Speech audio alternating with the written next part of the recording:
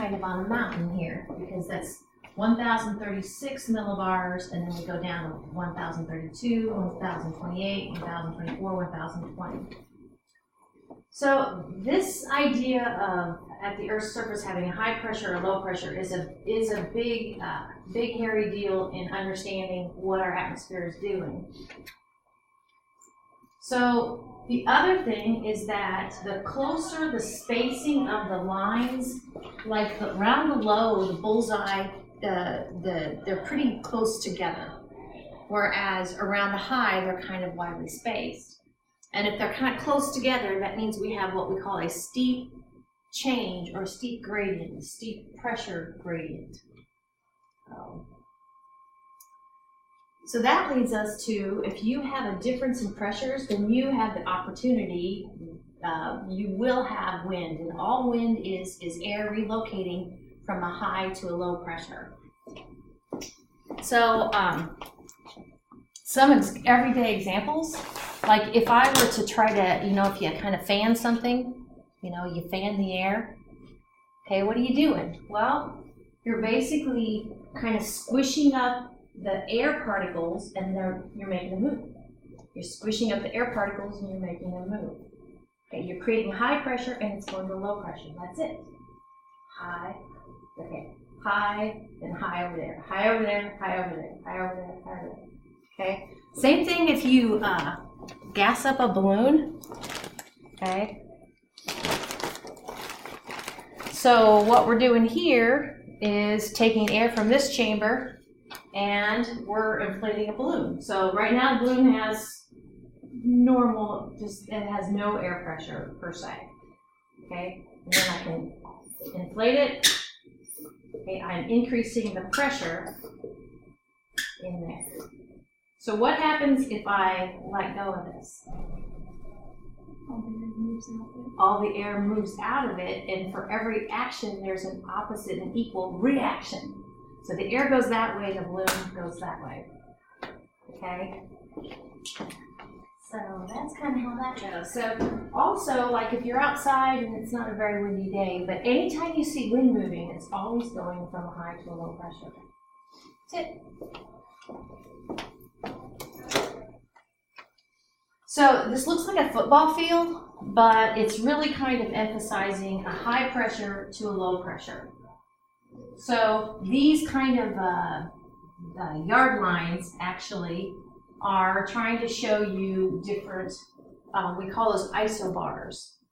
Iso meaning the same, bar meaning barometric pressure. So we have an isobar here at 1016, 1012, 1008, 1004, 1000. 996, 992. So clearly here's the low pressure and here's the high pressure. And you can see air is relocating from high to low.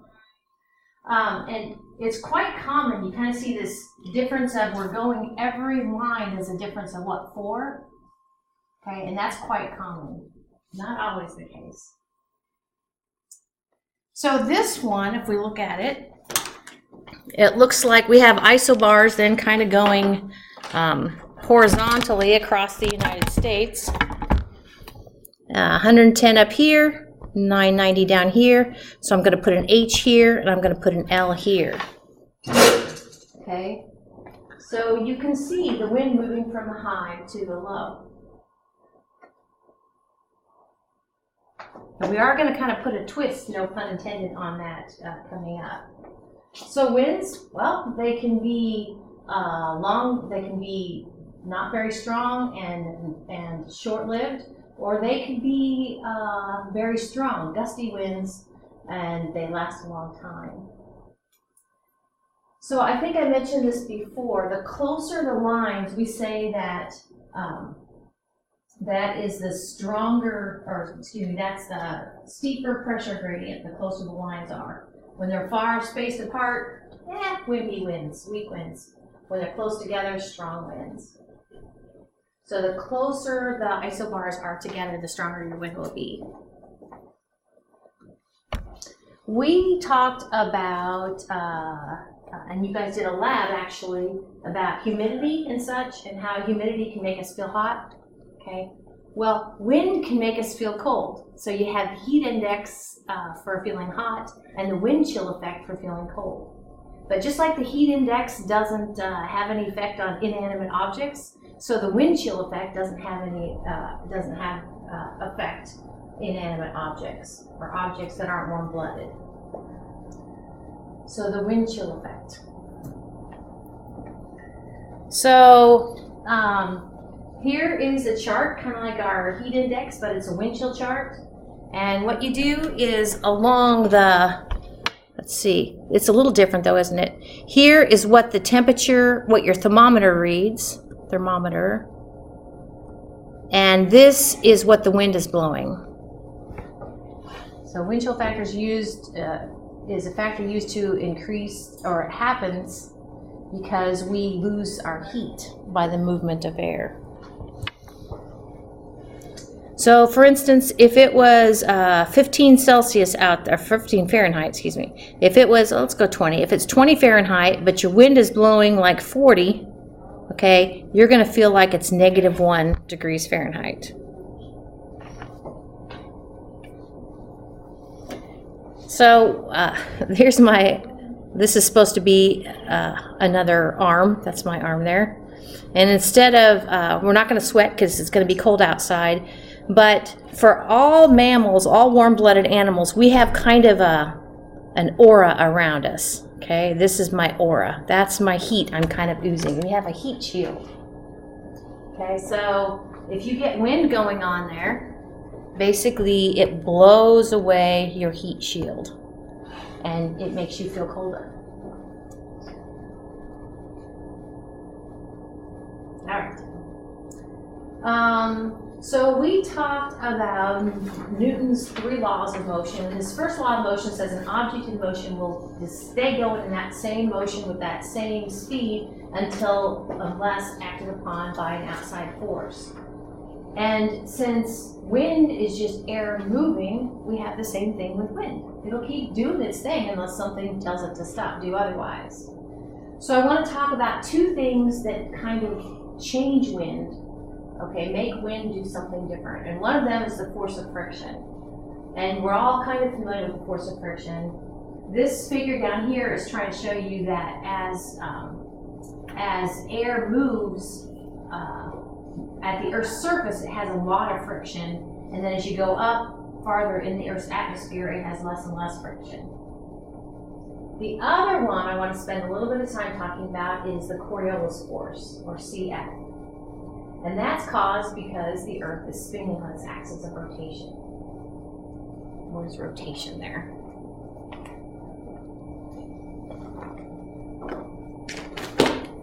Coriolis force. So the Coriolis is an apparent deflection. Apparent means it appears to move or be deflected. An object does. Large bodies of water and large bodies of air. And in the northern hemisphere, it's to the right. In the southern hemisphere, it's to the left. So I have a couple of figures to kind of show you what this would look like. The Coriolis force is most notable at the poles, and at the equator, it's basically nothing. So if we consider like a jet plane taking off of the North Pole and heading along this line of longitude, heading due south towards the equator. Well, as it leaves the Earth's surface, the planet, the Earth, rotates. So here we go. And which direction is it going to rotate? It's going to go counterclockwise, right? So the Earth is going to spin like that. So let's see what it looks like in the next picture. So it's headed towards A, it's in the air, and underneath it, the Earth rotates. So now, actually, it appears to be headed towards B, or it is headed towards B. If it stayed in the air longer, it would head towards C, okay? From the ground, this is what it looks like that jet is doing. Basically, from our perspective, because we're rotating with the Earth, it looks like the jet has changed course. It looks like it is, and that's the deflection, the apparent deflection to the right. So I get my rights and lefts mixed up sometimes, but can you see where it's going to the right? Okay, so that's it. That's the Coriolis force. And it only affects large fluids, large bodies of fluid, and air and water are both fluids, so it only affects large bodies of air and water. So like I said, it's really strong up here near the poles, but if you get near the equator, it's basically zero. And this idea that this is a type of spin, an apparent spin, but it's a type of, and it actually imparts a spin on air masses. The fact that it's basically zero at the equator is important for the formation of hurricanes, which we're going to talk about. Okay. So a little bit ago, we looked at a weather map and it had a high over here and it had a low over here. These last two slides actually kind of talk about what you would expect the weather to be associated with that high or that low. Highs are called anticyclones. And around a high pressure, if you have an H on your weather map, you can expect to have kind of wimpy winds. If we draw in the pressures, those isobars to show the pressures, they'll be widely spaced, so you'll kind of have a wimpy wind. The Coriolis force will cause wind to be deflected to the right. So we know that actually if this is a central high, we have lows out here, so you can kind of see that we would have wind going like this. It's like the kid threw up. Remember, he ate the candy and now the air is diverging, going away from the center. And if you go this way, but then go deflect to your right, this is what you get. Go this way, deflect to your right. And that's what those black arrows are showing. If we kind of look collectively at all those black arrows, notice that we have a movement of clockwise. Okay, so winds, and we'll see if we'll take a look at these, or have a chance to take a look at these or not. But if you find an H on a weather map, you will see kind of relatively calm skies, but if you do see wind, it should be going clockwise. Okay. So air is diverging. Air is, like I said, it's like the kid on the playground who threw up because you gave him too much candy. Air is diverging. One of the things then that's a player with weather is not only what happens at the surface, but what happens up in the atmosphere.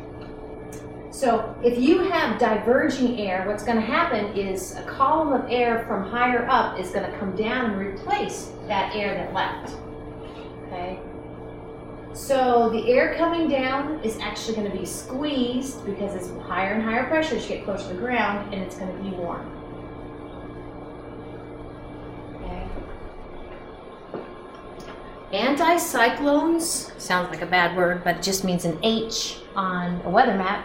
Anticyclones generally bring, like I said, wimpy winds and bring clear skies and warm conditions. Cool. The last one then is an L. Okay. So close is the word there. I said just a minute ago, if you see the barometric pressure bars, the isobars that are close together, then you know you have a steep change in pressure, a steep pressure gradient, so you should expect strong winds. The other thing then is you can see that if this is my middle low, my central low, I have basically wind that, or air that wants to relocate from here inwards. From here inwards. Well, one of the things that we know is that it's going to be deflected to the right. And so can you kind of see this deflection to the right being shown here? Deflection to the right. Deflection to the right. And then we end up creating a wind that is going counterclockwise around a low. So wind will be stronger and wind will be moving counterclockwise. The last part in meteorology, we're going to talk about tornadoes, and sometimes tornadoes are called cyclones. Lows are called cyclones. Okay, so counterclockwise is the word there.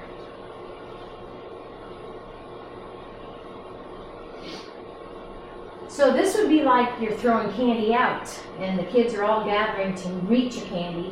And now one of the things about that then is it kind of builds up an extra pressure here. And so what that ends, like this slide, like this point says, is if you have air converging like that, it's going to go up. So this is my upper atmosphere, and this is my surface. So it's three-dimensional basically. So we have air coming up. We talked about if you can get a chunk of air rising, okay, if it's got moisture in it, what's going to happen is you can actually get it to cool down, and you could have condensation happen. So that's why cyclones oftentimes then will bring our clouds, our precipitation. So lows oftentimes in that bullseye, that's where you're going to have, like I said, some sort of precipitation or at least clouds. So highs and lows.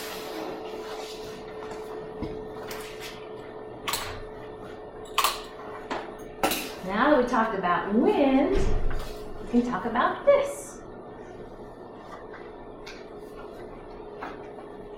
Oh, I meant to say in all my lectures if you ever want the handouts, I usually bring them, but you just gotta remind me if you want handouts.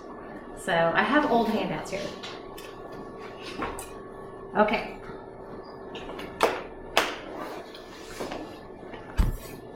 Onward. So winds. Winds is just air moving from a high to a low pressure. Okay, that's it. It's got to be in your test somewhere. So wind moving from a high to a low pressure. The greater the difference in the pressures, then the stronger the wind. And I could illustrate that with balloons. You know, I could fill one up that's kind of wimpy, and one up that's has a greater pressure, and the one that has a greater pressure will have greater wind. Like that.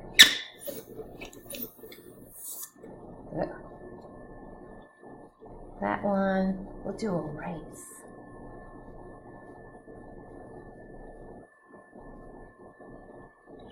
Nope.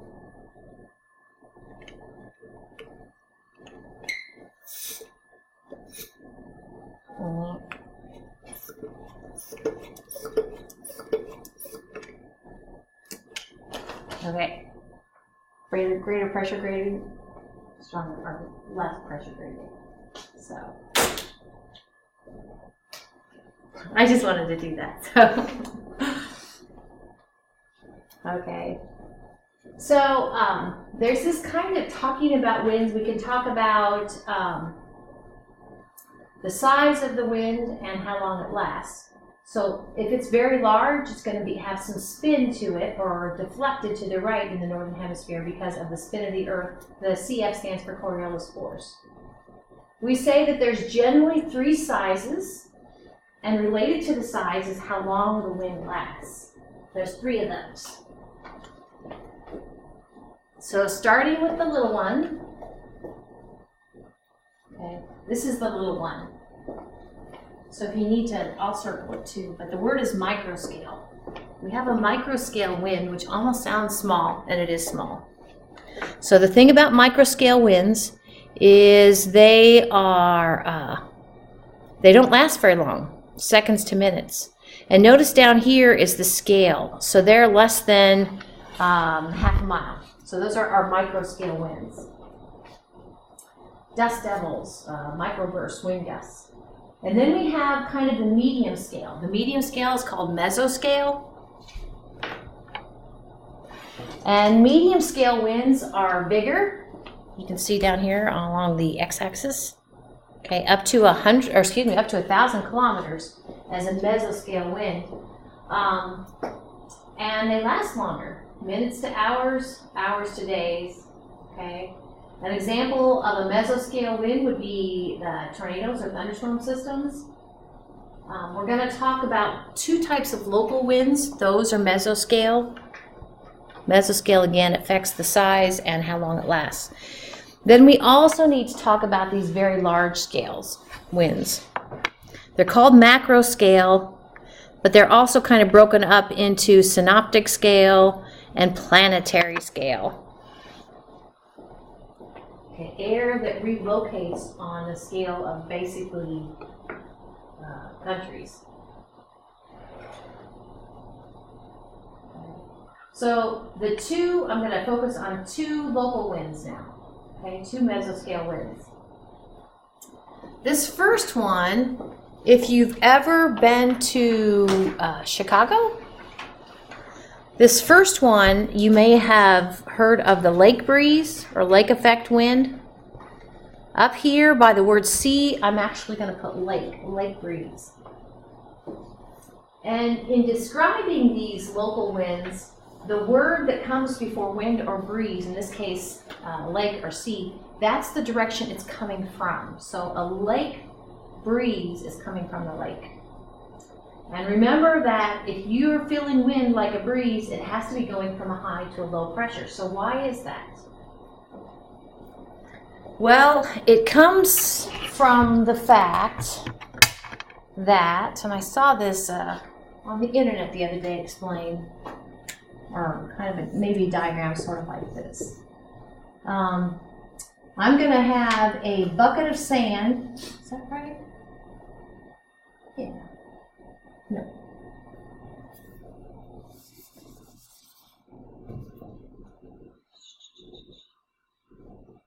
Yeah, that would be right. A bucket of sand and a bucket of water. Okay. And I'm going to have the sun shine down on them. So one of the things about the water is it's going to take a lot of time to heat up. And one of the things about sand, if you've ever tried to get past the beach from the grass to the beach, when you walk across the sand, if it's sunny, it's very hot. So this takes a lot of time to heat up, and this is slow, a lot of time to heat up, and this is fast to heat up. But similarly, once this is hot, so water, it takes a lot of time to heat and takes a lot of time to cool.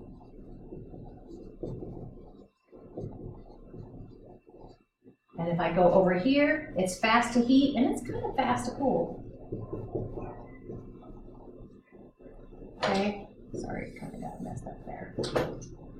But that actually is a player in all of this. So basically what happens is the land heats up more quickly. And one of the things we talked about the other day was warm air actually has a lower pressure. So I'm going to put an L right there, right here. Here's my low, okay, because it's warm. I'm warm. And then it's higher pressure out here because it's cool, okay? And so air is relocating. That's it. That's totally it.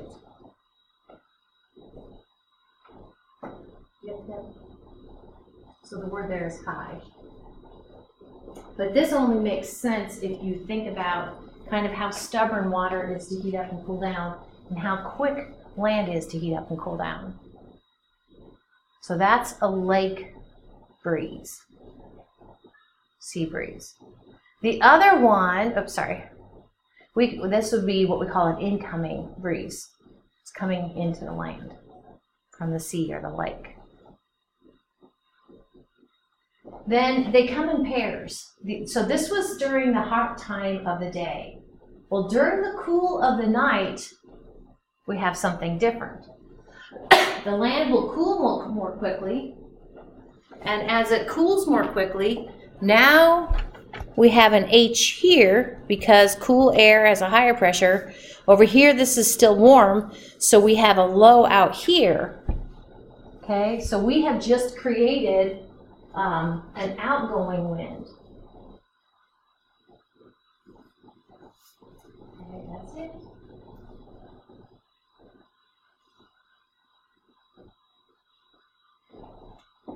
Yeah, the thing about Chicago too, Lake Michigan, sometimes you're like, really? I mean, where did all this wind come from? Because like you'll be down maybe, and I haven't visited very much, but you'll be downtown and the wind will be just whipping because the wind is kind of channeled between the skyscrapers. So you kind of have this channeling effect. Okay, so that was a local wind. The other local wind I want to talk about is this pair. Okay. So by the way, you guys caught that the other one is right here. I underlined the word land up here. You're okay with that. This is called the land breeze. Why? Because it's coming from the land and going out. The other pair I want to talk about is the valley and mountain breeze, starting with the valley. So if it's a valley breeze, then it must be coming from the valley. So I'll put V here for valley. This is my valley. Okay. So why would that be?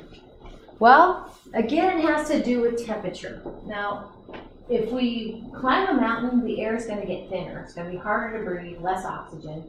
As the air gets thinner, actually, it's kind of, the thinner air is kind of like the sand in that it heats up and cools down more quickly. Okay. So then that means that when the sun's out shining, this is you basically have a warm situation up here. Okay, so if it's warm up here, I'll put a warm up here. That creates a low pressure, and so that is I have a high down here in the valley, and that's my upslope wind, my valley wind. Okay, so there's a pressure gradient going from the high pressure in the valley to the low pressure up in the top of the mountain. Okay, so that makes your valley breeze. Valley breeze.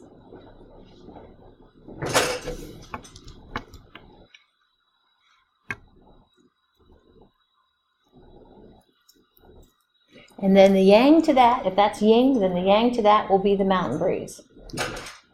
Probably not so surprising then that sun is going to change to a moon, which was, oh my gosh, last night, did you guys see the crescent moon? And I think that's Venus. Like, really beautiful. So the mountain breeze means it's coming from the top of the mountain down to the valley. So what happens is that thinner air up there, it will cool more quickly. So I'll have cold wind up here, cold air up here, and cold air is a high pressure. So I have two highs up here. And so we have low pressure down there, and so down slope goes the wind, the air creating the wind.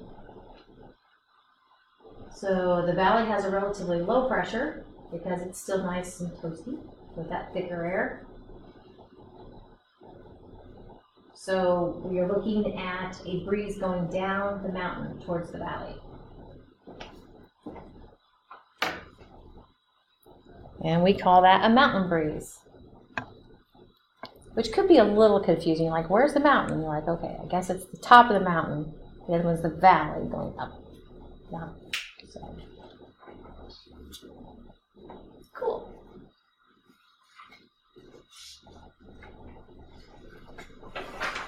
Okay.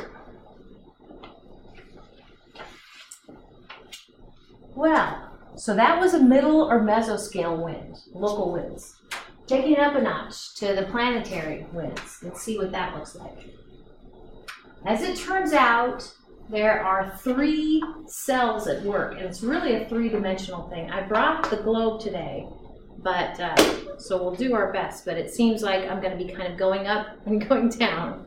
So three cells at work. I'll show them to you, and then we'll play this video to kind of hopefully reinforce. These 3 cells, and I'll talk more about it, but basically, oh, I should tell you. I'll put it on the board. But I say 3 cells, but really it's 6. Check this out. We have 3 cells in each hemisphere. That's one of my pet peeves about this topic. So what you're going to see on that figure is we just go ahead and put the equator. We go ahead and draw a line about 30, a line about 60. We do that in the northern hemisphere and the southern hemisphere.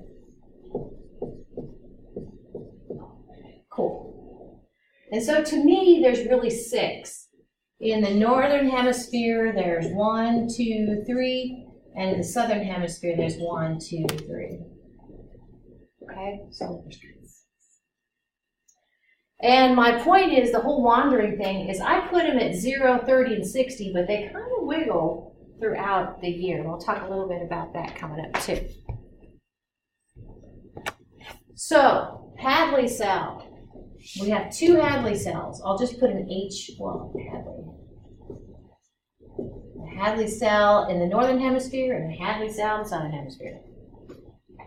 I'm kind of glad they didn't come up with different names, because who wants to try to get different names here?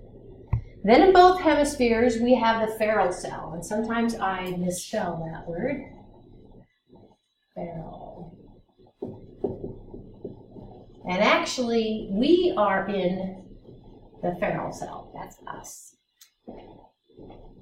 Because we're about 40 or so.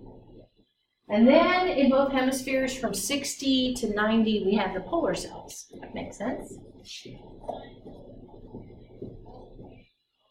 So the problem is, as I've drawn them like this, I kind of mentioned a minute ago, it really has to come up and kind of do a loop-de-loop. I'll kind of show you what that looks like, why that is. When we talk about these cells, though, these wind cells, know that actually they are all confined to the troposphere, basically. They stuck in the troposphere. All right, so there we go. We have the 2 Hadleys, like twins, the 2 ferals, and the 2 polars. You can see the, well, we could put a 90, let's see, how's it go? Sorry, 60, 30, 30, 60 on those lines of latitude. Okay. So, let's see, air flowing within these cells generally move vertically at the edges and horizontally between. I'll show you what that means. Well, I'll show you what that means here. So at the edges, so one edge of a cell would be what? Here's the equator. One edge of a cell, the Hadley cell, would be about 30. So basically, they're going to do some kind of going up and down here at 30 and 60, but then in between 30 and 60, let's see, these are going to be actually easterly winds at the Earth's surface. Okay, so that's kind of what that means. Well, let's watch this video, see what we think. So let's continue to build on that. When we talked about the layers of the Earth's atmosphere, we said that the layer we're walking in and the layer that weather occurs in is the troposphere. So these important cells are just in that layer. The hot spot, if I were to ask you guys where the hot spot is on Earth, you guys would probably say, well, it's at the equator. And you're right. It's pretty darn hot there. The other thing, though, is we talked about as the Earth orbits the sun, we said that actually, how do I say this? So, for instance, at the summer solstice, the sun never sets if you're near the poles. Okay, so you know that there's something going on with regard to the hot spot wandering, and that's exactly what we see, the hot spot wandering. The real hot spot for meteorologists is called the ITZ. Stands for ITCZ, excuse me. It stands for the Intertropical Convergent Zone. The things that are converging are the 2 Hadley cells. Okay. So right here, I would call this the ITCZ, Intertropical Convergence Zone. So not so not so surprising. It kind of wanders north in July, and it wanders south in January. And as it wanders, so north in July and south in January, and as it wanders, everything else associated with these 3 or 6, however you want to think about it, they all move along with the Intertropical Convergence Zone. ITCZ.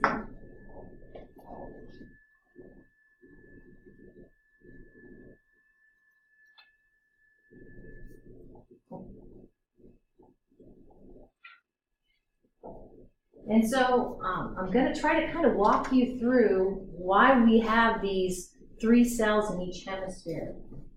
And at the crux of it, or what's important, is the fact that as, well, I'll go ahead and start you off. So I'm going to go ahead and go to the equator, even though we know that the hot spot kind of varies. Go to the United States. So basically, it's important to know that the rising air, and it's rising because it's warm, and I think the video called it convection. Okay, it's warm, it's going to rise just like the warm air in your house. It's going to bump up against the top of the troposphere called the tropopause. It can't go any further, and so if it can't go any further, it's going to kind of splash out. Okay, so it's that kind of splashing out, and it's going to actually go 30 degrees in both directions, and there it's going to actually, how does this work? It's going to go back down because it's going to descend. I've heard it described, one of the reasons it descends is you went from a circle this big to a circle this big. So at some point it's squished, it's got to go down. And that's about 30 to kind of finish the loop in the Hadley cell here, finish the loop in the Hadley cell there. So air at the, this is what I tried to describe. Okay, so this is your intertropical convergence zone. Air is rising because it's a hot spot. You can see the air rising. One of the things we know about rising air is that it gets cooler, it expands, gets cooler and cooler, and if it's moist, you can get clouds and actually condensation, and clouds are condensation. You can actually get precipitation. So it hits the tropopause, top of the troposphere, so I'll go ahead and draw that in. So up here, this is the top of troposphere. And it goes either way. It goes towards us, okay, and then it goes towards the southern hemisphere. So one of the things about descending air, so the word is north, looks like, and the word is south there. One of the things about descending air here at kind of closing the loop for the Hadley cell is that you're squishing air together, and when you squish air together, it's going to warm. And this is actually very similar to if you had a hand pump, okay? If you feel that the barrel of the hand pump, and you might say, well, that's just friction, but actually, as you squish that air together, it gets warmer. So that descending air is not going to have any moisture associated with it. It's going to be relatively dry and warm. So about 30 degrees then, a lot of times is where we're going to find our deserts. So you might think, well, that's a desert, it just doesn't get precipitation. Well, it could be a desert because it's actually where this descending warm air is. In the United States, let's see, here's 30. So 30 in the United States is looking like it's going kind of right there. Pretty arid. Okay. So remember that planetary winds are very long-lasting and large. This is another look at what we've been talking about. You can see the divvying up into 3 sections in each hemisphere. Hadley cell. Now, instead of the Ferrel cell, this particular figure calls it the mid-latitude cell. Ferrel cell, the same diff, and the polar cell. Okay. So what happens at the surface underneath kind of the Hadley cell is we have kind of some windy winds, and it's called the horse latitudes. So the horse latitudes are right here. It says northeasterly trades. Or is that near the... I think it's more near the intertropical convergence. The air is descending. Nope. I'm going to draw a line to where I would say it is right here. Horse latitudes. That descending air. And the reason I call the horse latitudes, honestly, is like historically, when people were navigating from point A to point B and they ran out of air, like wind to make their ships go, well, they liked them throwing horses overboard. I am sorry to say that, but that is what they call the horse latitudes. They lighten their loads. So I just picture those places then with horse carcasses in the bottom of the oceans. Isn't that crazy? So here's the deal. If you have air then, we said because of the spin of the Earth, and it creates what we call the CF, the Coriolis force, we're going to have deflection to the right. So that descending air is going to be deflected to the right. So that's why at the Earth's surface we have these northeasterly trade winds. Okay, so northeasterly trade winds. And actually, in the southern hemisphere, they have deflection to the left, and it ends up being another easterly wind, but it's a southeasterly trade wind. And I said that in the ITCZ, the hot spot of our planet, the C stands for convergence. And now can you kind of see with the two Hadley cells, we have these surface trade winds coming together. This line is green right here. This would be your ITCZ, your intertropical convergence zone.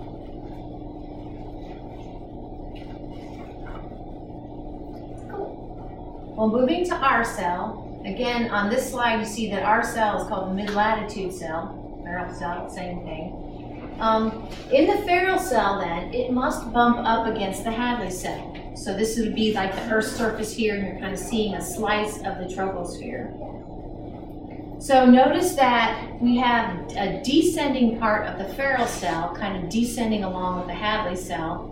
It splashes up against the Earth, and part of it goes this way towards the equator, the other part goes towards the pole. Now we have deflection to the right in the northern hemisphere, so actually this gives us a surface wind that is a westerly wind.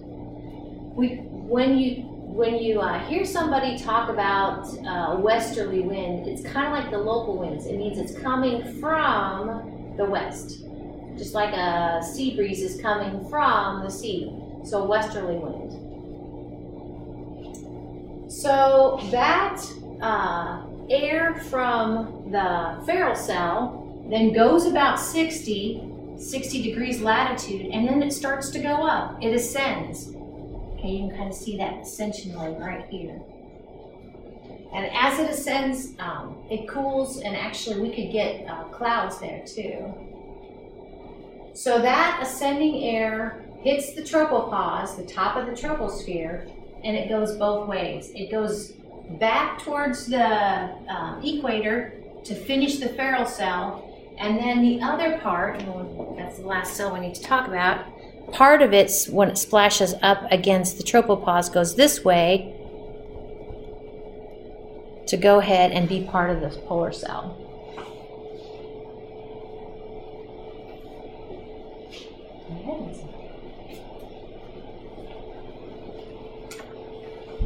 It's so cool.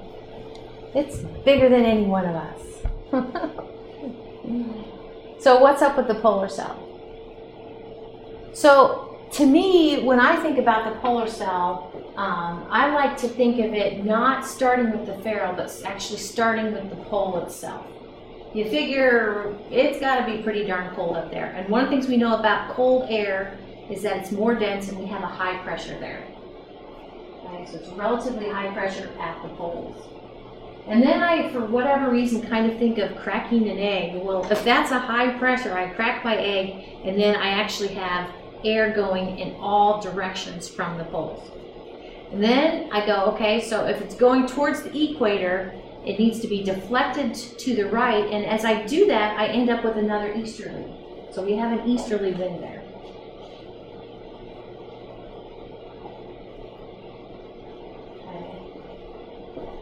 So we have an easterly surface wind under the polar cell.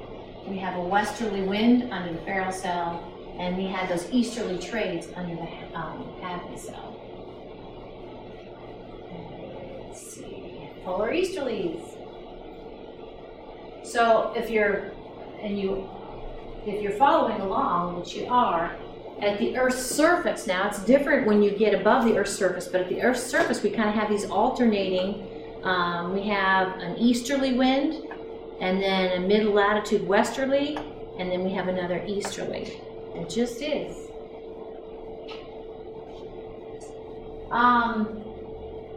The video we watched talked about the polar front, just briefly mentioned that. The polar front is right here. So the polar front is between the polar cell and the feral cell, and it's a potential craziness for some interesting weather. We're gonna, when we meet again on Friday, we're gonna talk about jet streams, and right there at the polar front is where I think is the polar jet stream, which is just a fast moving band of air. Cool. Well, that's a good place to stop. So see you in lab tomorrow.